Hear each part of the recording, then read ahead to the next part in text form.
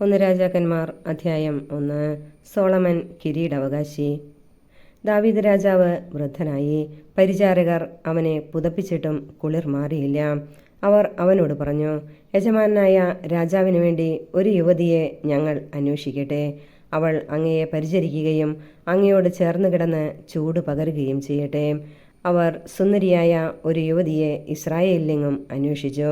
ശൂനാംകാരി അബിഷാഗിനെ കണ്ടെത്തി. അവളെ രാജസന്നിധിയിൽ കൊണ്ടുവന്നു. അതീവ സുന്ദരിയായിരുന്ന അവൾ രാജാവിനെ ശുശ്രൂഷിച്ചു. എന്നാൽ രാജാവ് അവളെ അറിഞ്ഞില്ല. അക്കാലത്ത് ഹഗ്ഗീത്തിന്റെ മകൻ അദോനിയ താൻ രാജാവാകുമെന്ന് വൻപ് പറഞ്ഞു. അവൻ രഥങ്ങളെയും കുതിരക്കാരെയും 50 അകമ്പടിക്കാരെയും ഒരുക്കി. നീ എന്താണ് ചെയ്യുന്നത് എന്ന് ചോദിച്ച് ഒരിക്കലും പിതാവായ ദാവീദ് അവനെ ശാസിച്ചിരുന്നില്ല. അബ്സലോമിന് ശേഷം ജനിച്ച അവനും അതികോമളനായിരുന്നു. അവൻ സെരൂയയുടെ മകൻ യോവാബിനോടും പുരോഹിതൻ അബിയാഥറിനോടും ആലോചിച്ചു. അവർ അവന് പിന്തുണ നൽകി. എന്നാൽ പുരോഹിതൻ സാദോക്ക്, യഹോയാദയുടെ മകൻ ബെനായ, പ്രവാചകൻ നാഥാൻ, ഷിമെയി, റേയി എന്നിവരും ദാവീദിന്റെ അംഗരക്ഷകരായ ധീരയോദ്ധാക്കളും അവന്റെ പക്ഷത്ത് ചേർന്നില്ല. ഒരു ദിവസം അദോനിയ എൻറോഗൽ അരുവിയുടെ സമീപത്തുള്ള സൊഹേലത്ത് കല്ലിനരികെ ആടുകളെയും കാളക്കുട്ടികളെയും മെഴുത്ത കാലികളെയും ബലിയർപ്പിച്ചു. ബലിയോടനുബന്ധിച്ച വിരുന്നിന് ദാവീദ് രാജാവിന്റെ പുത്രന്മാരായ തന്റെ എല്ലാ സഹോദരന്മാരെയും യൂദായിലെ എല്ലാ രാജസേവകന്മാരെയും അവൻ ക്ഷണിച്ചിരുന്നു. എന്നാൽ പ്രവാചകൻ നാഥാൻ, ബെനായ, രാജാവിന്റെ അംഗരക്ഷകരായ യോദ്ധാക്കൾ, തന്റെ സഹോദരൻ സോളമൻ എന്നിവരെ അവൻ ക്ഷണിച്ചില്ല. സോളമന്റെ അമ്മ ബത്ശബയോട് നാഥാൻ പറഞ്ഞു, നമ്മുടെ യജമാനനായ ദാവീദ് അറിയാതെ ഹഗ്ഗീത്തിന്റെ മകൻ അദോനിയ രാജാവായിരിക്കുന്നുവെന്ന് നീ കേട്ടില്ലേ? നിന്റെയും നിന്റെ പുത്രൻ സോളമന്റെയും ജീവൻ രക്ഷിക്കാൻ എൻ്റെ ഉപദേശം സ്വീകരിക്കുക. ഉടൻ ചെന്ന് ദാവീദ് രാജാവിനോട് പറയുക, എൻ്റെ യജമാനായ രാജാവേ, എൻ്റെ മകൻ സോളമൻ അങ്ങയുടെ പിൻഗാമിയായി സിംഹാസനത്തിൽ ഉപവിഷ്ടനാകുമെന്ന് ഈ ദാസിയോട് അങ്ങ് ശപഥം ചെയ്തിട്ടില്ലേ? പിന്നെ എന്തുകൊണ്ടാണ് അദോനിയ രാജാവായിരിക്കുന്നത്? നീ രാജാവുമായി സംസാരിച്ചു കൊണ്ടിരിക്കുമ്പോൾ തന്നെ ഞാൻ വന്ന് നിന്നെ പിന്താങ്ങിക്കൊള്ളാം. ബത്ശബ ശയനമുറിയിൽ രാജാവിന്റെ അടുക്കൽ ചെന്നു. ശൂനാംകാരി അബിഷാഗ് വൃദ്ധനായ അവനെ പരിചരിക്കുകയായിരുന്നു. ബത്ശബ രാജാവിനെ താണുവണങ്ങി. എന്താണ് നിന്റെ ആഗ്രഹം?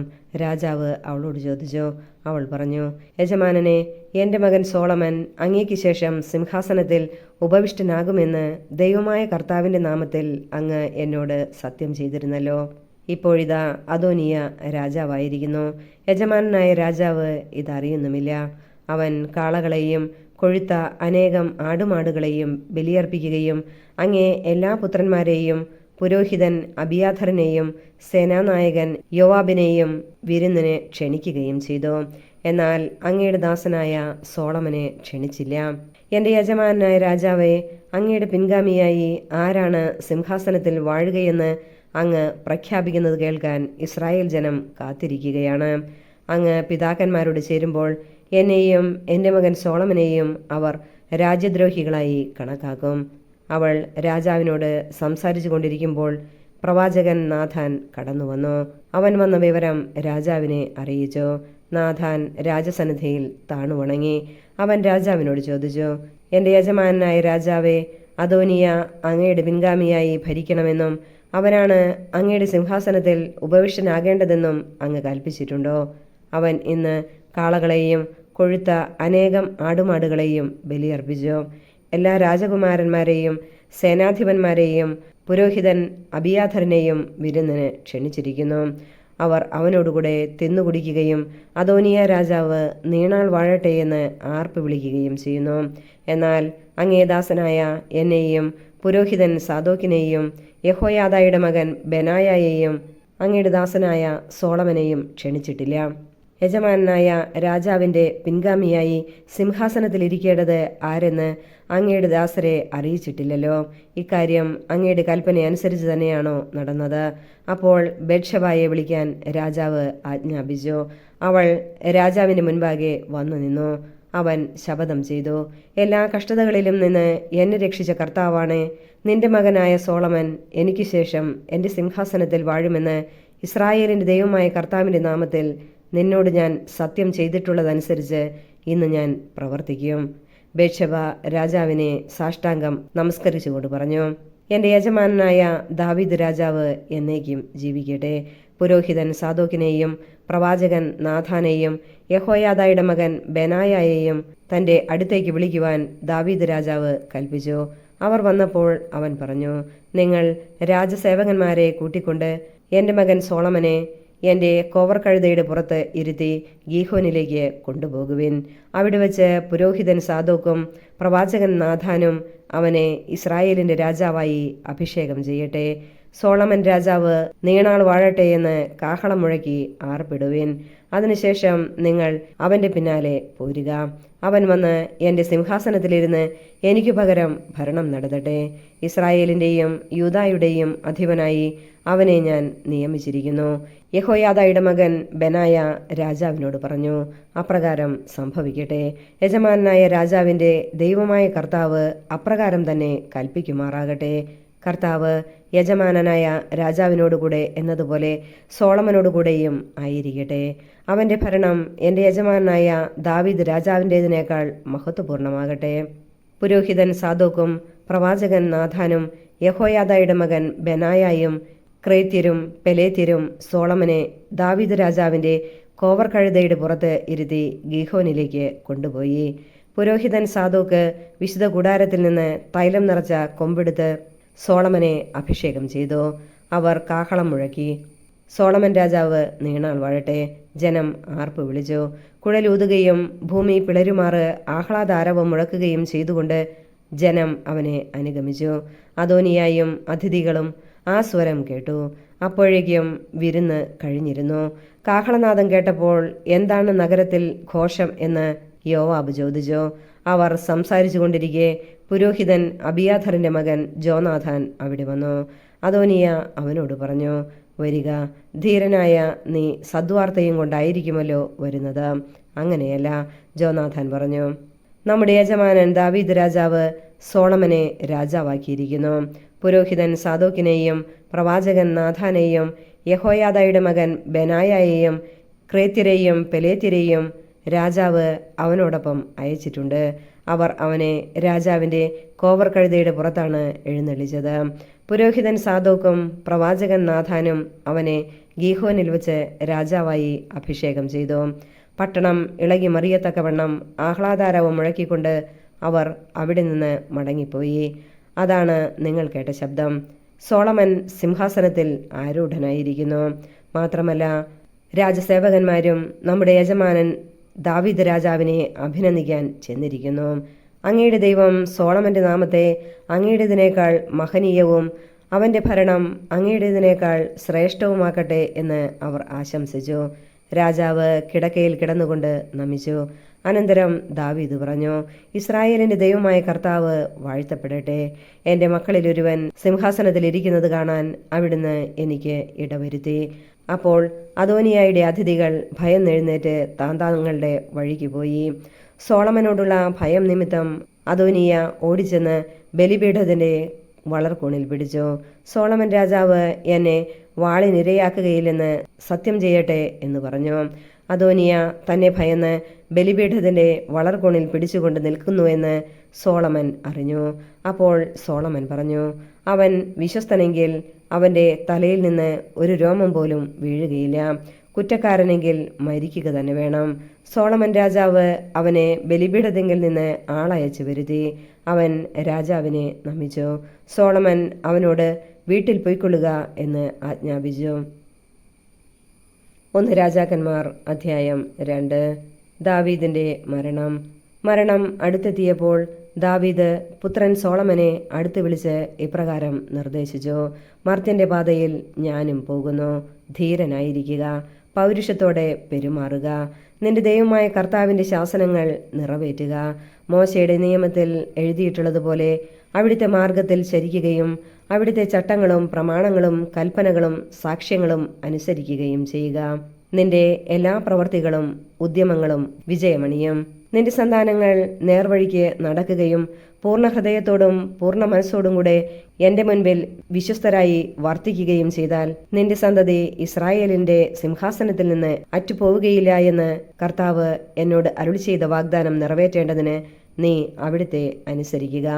സെരൂയയുടെ മകൻ യോവാബ് എന്നോട് ചെയ്തത് എന്തെന്ന് നിനക്കറിയാമല്ലോ. അവൻ ഇസ്രായേലിലെ 2 സൈന്യാധിപന്മാരെ, നേറിന്റെ മകൻ അബ്നേറിനെയും യഥേറിന്റെ മകൻ അമാസായെയും കൊലപ്പെടുത്തി. യുദ്ധകാലത്തെ രക്തച്ചൊരിച്ചിലിന് പകരം വീട്ടാൻ അവൻ സമാധാനകാലത്ത് അവരെ വധിക്കുകയും രക്തം ചൊരിയുകയും ചെയ്തു. അവൻ നിരപരാധരെ കൊലപ്പെടുത്തി.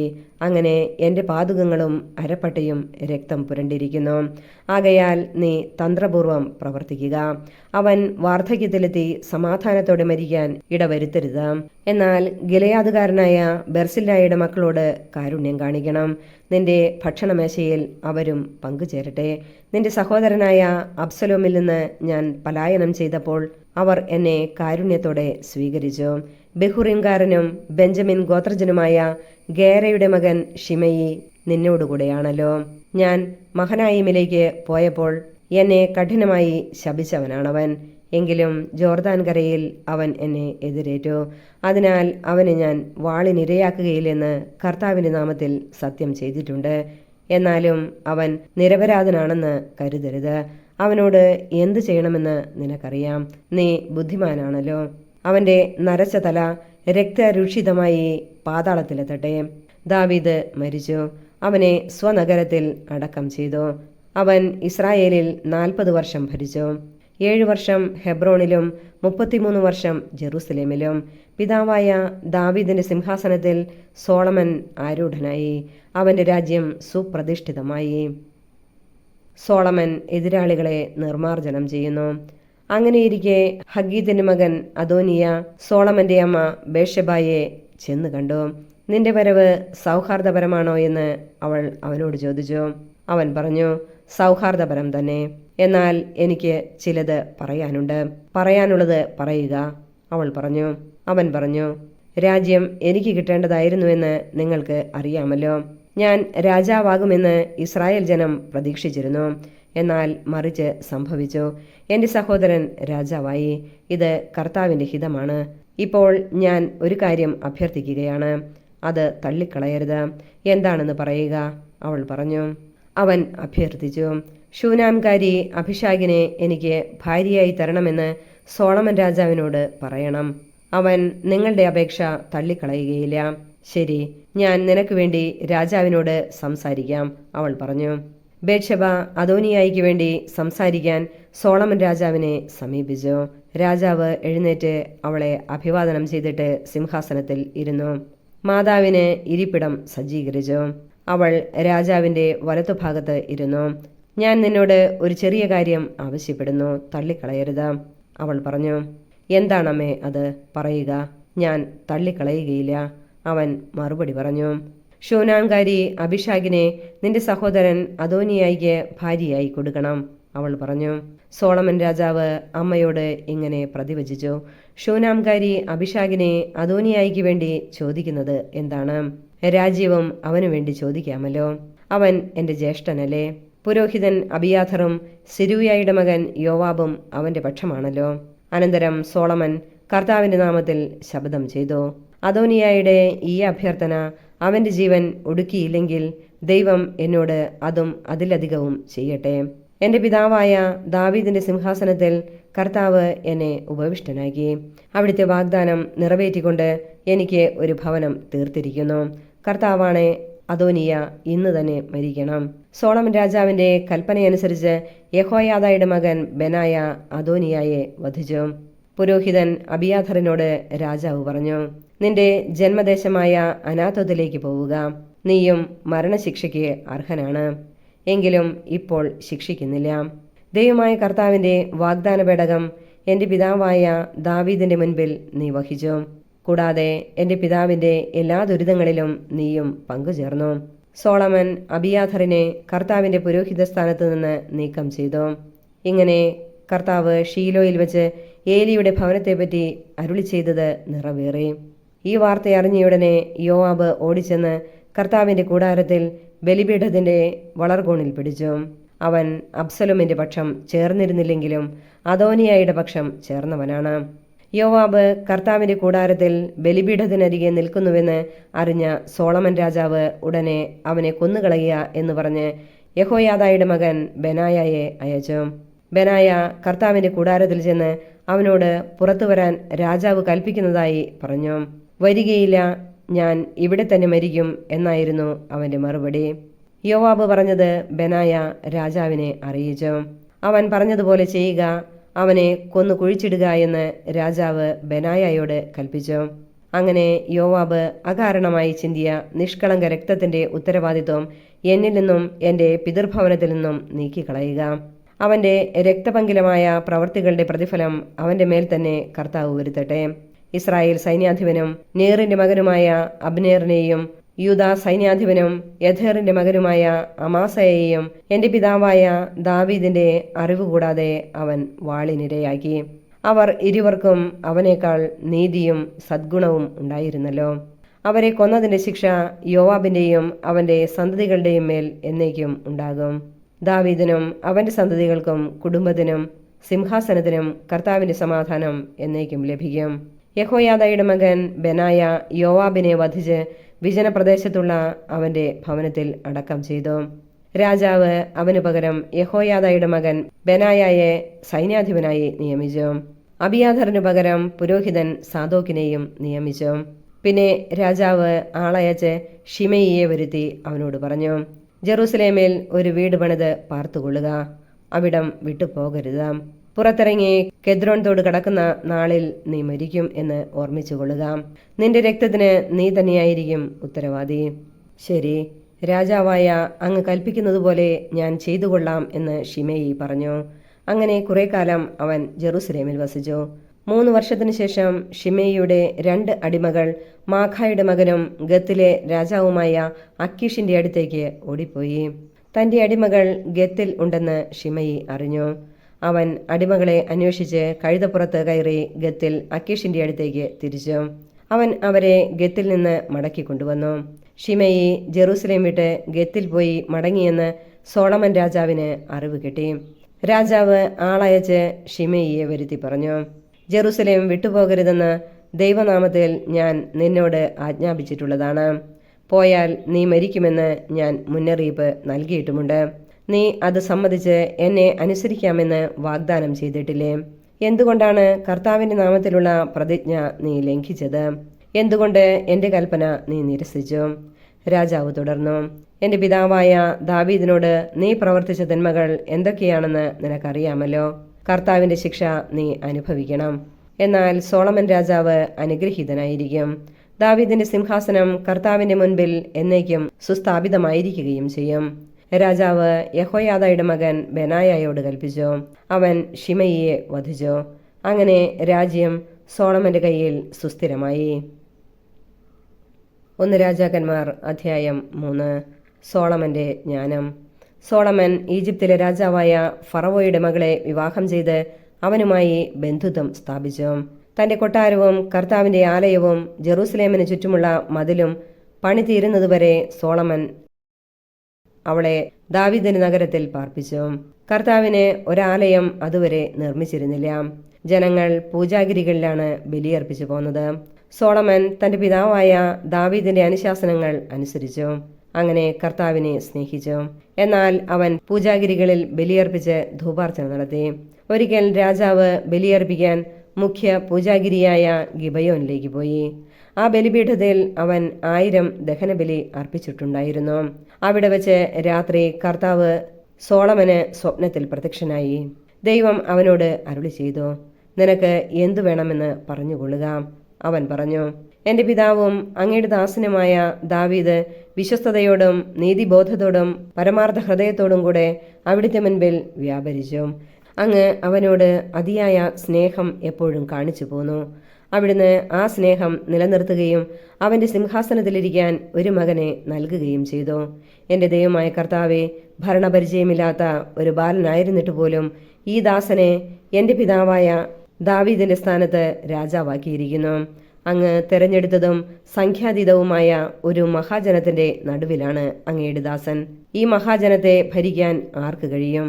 ആകയാൽ നന്മയും തിന്മയും വിവേചിച്ചറിഞ്ഞ് അങ്ങയുടെ ജനത്തെ ഭരിക്കാൻ പോരുന്ന വിവേകം ഈ ദാസന് നൽകിയാലും. സോളമന്റെ ഈ അപേക്ഷ കർത്താവിന് പ്രീതികരമായി. അവിടുന്ന് അവനോട് അരുളി ചെയ്തു, നീ ദീർഘായുസോ സമ്പത്തോ ശത്രു സംഹാരമോ ആവശ്യപ്പെടാതെ നീതി നിർവഹണത്തിന് വേണ്ട വിവേകം മാത്രമാണ് ആവശ്യപ്പെട്ടത്. നിന്റെ അപേക്ഷ ഞാൻ സ്വീകരിച്ചിരിക്കുന്നു. ജ്ഞാനവും വിവേകവും ഞാൻ നിനക്ക് തരുന്നു. ഇക്കാര്യത്തിൽ നിനക്ക് തുല്യനായി ആരും ഉണ്ടായിട്ടില്ല, ഇനി ഉണ്ടാവുകയുമില്ല. മാത്രമല്ല, നീ ചോദിക്കാത്തവ കൂടി ഞാൻ നിനക്ക് തരുന്നു. നിന്റെ ജീവിതകാലം മുഴുവൻ സമ്പത്തും മഹത്വവും മറ്റൊരു രാജാവിനും ഇല്ലാത്ത വിധം നിനക്കുണ്ടായിരിക്കും. നിന്റെ പിതാവായ ദാവീദിനെ പോലെ എൻ്റെ നിയമങ്ങളും കൽപ്പനകളും പാലിക്കുകയും എൻ്റെ മാർഗത്തിൽ ചരിക്കുകയും ചെയ്താൽ നിനക്ക് ഞാൻ ദീർഘായുസ് നൽകും. സോളമൻ നിദ്രയിൽ നിന്നുണർന്നു. അത് ദർശനമായിരുന്നെന്ന് അവന് മനസ്സിലായി. അവൻ ജെറൂസലേമിലേക്ക് മടങ്ങി. കർത്താവിന്റെ വാഗ്ദാന പേടകത്തിന്റെ മുൻപിൽ വന്ന് ദഹനബലികളും സമാധാന ബലികളും അർപ്പിച്ചു. പിന്നെ തന്റെ സേവകന്മാർക്ക് അവൻ വിരുന്ന് നൽകി. ഒരു ദിവസം 2 വേശ്യകൾ രാജസന്നിധിയിൽ വന്നു. ഒരുവൾ പറഞ്ഞു, യജമാനനെ, ഇവളും ഞാനും ഒരേ വീട്ടിൽ താമസിക്കുന്നു. ഇവൾ വീട്ടിലുള്ളപ്പോൾ ഞാൻ ഒരു കുഞ്ഞിനെ പ്രസവിച്ചു. 3 ദിവസം കഴിഞ്ഞ് ഇവളും പ്രസവിച്ചു. ആ വീട്ടിൽ ഞങ്ങളെ കൂടാതെ ആരും ഉണ്ടായിരുന്നില്ല. രാത്രി ഉറക്കത്തിൽ ഇവൾ തൻ്റെ കുട്ടിയുടെ മേൽ കിടക്കാനിടയായി. കുട്ടി മരിച്ചുപോയി. അർദ്ധരാത്രിയിൽ ഇവൾ എഴുന്നേറ്റു. ഞാൻ നല്ല ഉറക്കമായിരുന്നു. ഇവൾ എൻ്റെ മകനെ എടുത്ത് തൻ്റെ മാറിടത്തിൽ കിടത്തി. മരിച്ച കുഞ്ഞിനെ എൻ്റെ മാറിടത്തിലും കിടത്തി. ഞാൻ രാവിലെ കുഞ്ഞിന് മുല കൊടുക്കുവാൻ എഴുന്നേറ്റപ്പോൾ കുട്ടി മരിച്ചിരിക്കുന്നതായി കണ്ടു. സൂക്ഷിച്ചു നോക്കിയപ്പോൾ എൻ്റെ കുഞ്ഞല്ല അതെന്ന് മനസ്സിലായി. മറ്റവൾ പറഞ്ഞു, അങ്ങനെയല്ല, ജീവനുള്ള കുട്ടി എൻ്റേതാണ്, മരിച്ച കുട്ടിയാണ് നിന്റേത്. ആദ്യത്തെ സ്ത്രീ എതിർത്തു, അല്ല, മരിച്ച കുട്ടിയാണ് നിന്റേത്, എൻ്റെ കുട്ടിയാണ് ജീവിച്ചിരിക്കുന്നത്. അവർ ഇങ്ങനെ രാജസന്നിധിയിൽ തർക്കിച്ചു. അപ്പോൾ രാജാവ് പറഞ്ഞു, എൻ്റെ കുട്ടി ജീവിച്ചിരിക്കുന്നു, നിന്റെ കുട്ടിയാണ് മരിച്ചതെന്ന് ഒരുവളും, നിന്റെ കുട്ടി മരിച്ചുപോയി, എൻ്റേതാണ് ജീവനോടെ ഇരിക്കുന്നതെന്ന് മറ്റവളും പറയുന്നു. ഒരു വാൾ കൊണ്ടുവരിക, രാജാവ് കൽപ്പിച്ചു. സേവകൻ വാൾ കൊണ്ടുവന്നു. രാജാവ് വീണ്ടും കൽപ്പിച്ചു, ജീവനുള്ള കുഞ്ഞിനെ 2 പകുത്ത് ഇരുവർക്കും കൊടുക്കുക. ഉടനെ ജീവനുള്ള ശിശുവിൻ്റെ അമ്മ തൻ്റെ കുഞ്ഞിനെയോർത്ത് ഹൃദയം നീറി പറഞ്ഞു, യജമാനെ, കുട്ടിയെ കൊല്ലരുത്, അവനെ അവൾക്ക് ജീവനോടെ കൊടുത്തുകൊള്ളുക. എന്നാൽ മറ്റവൾ പറഞ്ഞു, കുട്ടിയെ എനിക്കും വേണ്ട, നിനക്കും വേണ്ട, അവനെ വിഭജിക്കുക. അപ്പോൾ രാജാവ് കൽപ്പിച്ചു, ജീവനുള്ള ശിശുവിനെ ആദ്യത്തെ സ്ത്രീക്ക് കൊടുക്കുക. ശിശുവിനെ കൊല്ലേണ്ടതില്ല, അവളാണ് അതിൻ്റെ അമ്മ. ഇസ്രായേൽ ജനം രാജാവിൻ്റെ വിധി നിർണയം അറിഞ്ഞു. നീതി നടത്തുന്നതിൽ ദൈവിക ജ്ഞാനം രാജാവിനുണ്ടെന്നറിഞ്ഞ് അവർ അവനോട് ഭയഭക്തി ഉള്ളവരായി തീർന്നു. 1 രാജാക്കന്മാർ അധ്യായം 4. ഭരണ സംവിധാനം. സോളമൻ ഇസ്രായേൽ മുഴുവൻ്റെയും രാജാവായിരുന്നു. അവന്റെ പ്രധാന സേവകന്മാർ സാദോക്കിന്റെ പുത്രൻ അസറിയ പുരോഹിതനും ഷീഷായുടെ പുത്രന്മാരായ എലിഹൊറേഫും അഹിയായും കാര്യവിചാരകന്മാരും ആയിരുന്നു. അഹിലൂദിന്റെ പുത്രൻ യഹോഷാഫാത്ത് നടപടി എഴുത്തുകാരനും യഹോയാദയുടെ പുത്രൻ ബെനായ സൈന്യാധിപനും സാദോക്കും അബിയാഥറും പുരോഹിതന്മാരുമായിരുന്നു. നാഥാന്റെ പുത്രന്മാരായ അസറിയ മേൽവിചാരകനും സാബുദ് പുരോഹിതനും രാജാവിന്റെ തോഴനുമായിരുന്നു. അഹിഷാറായിരുന്നു കൊട്ടാര വിചാരിപ്പുകാരൻ. അടിമകളുടെ മേൽനോട്ടം അബ്ദയുടെ പുത്രൻ അദോണിറാമിന് ആയിരുന്നു. രാജാവിനും കുടുംബത്തിനും ഭക്ഷണ സാധനങ്ങൾ എത്തിച്ചു കൊടുക്കാൻ സോളമന് ഇസ്രായേലിൽ ആകെ 12 പേർ ഉണ്ടായിരുന്നു. ഓരോരുത്തർ ഓരോ മാസത്തേക്ക് വേണ്ട സാധനങ്ങൾ എത്തിച്ചു കൊടുത്തിരുന്നു.